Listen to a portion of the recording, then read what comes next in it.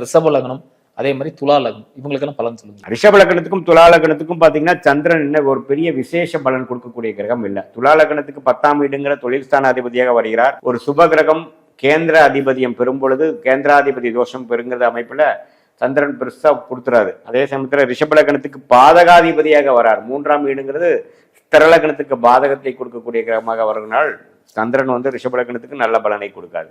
So 2 பேர்த்துக்குமே பார்த்தீங்கன்னா சுக்கிரனோட வீடுகாக இருக்கனாலும் சுக்கிரனுக்கும் சந்திரனுக்கும் நல்ல நட்புறவு இல்லாதனாலையும் சந்திர திசை வந்து ஒரு மிகவும் சுமாரான 10 வருட திசைகளாகவும் ஓரளவுக்கு ஒளி பொருந்திய கிரகத்தின் தாக்கம் இருக்கும் பொழுது அவரே ஒரு பௌர்ணமிக்கு அருகில் இருக்கக்கூடிய சந்திரனாக இருக்கும் பொழுது ஓரளவுக்கு மேன்மைகள் இருக்கும். ஆனால் அவரே வந்து கொஞ்சம் அமாவாசைக்கு அருகில் இருக்கக்கூடிய சந்திரனாக ராகு கேதுகளோட சம்பந்தப்பட்டு செவ்வாய் ஒரு கோர செவ்வாயின் பார்வை பெறும் பொழுது சந்திர திசை படுத்தி எடுத்துரும். குறிப்பா அவங்களோட மைண்டை அஃபெக்ட் பண்ணும். ஏன்னா சந்திரனுங்கிறது மாதாகாரகன் என்ற ஒரு பொருள் இருக்கும் பொழுது போல மனோகாரகன் என்ற ஒரு அர்த்தமும் உண்டு ஜோதிடத்தில்.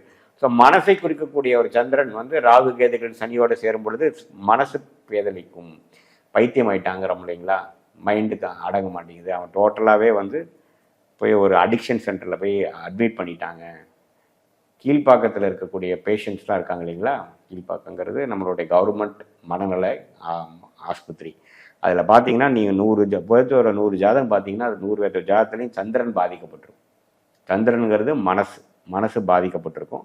அதனால தான் அவங்க ஓன் உலகத்தில் வாழ்வாங்க. அப்புறம் அது குணம் அடையுமா உடையாதாங்கிறது அடுத்த வரக்கூடிய திசைகளும் அந்த ஜாதகத்தை அமைப்பு வச்சு தான் சொல்ல முடியும். சந்திரன் மிகவும் முக்கியமானது மென்டல் ஹெல்த் பொறுத்த வரைக்கும்.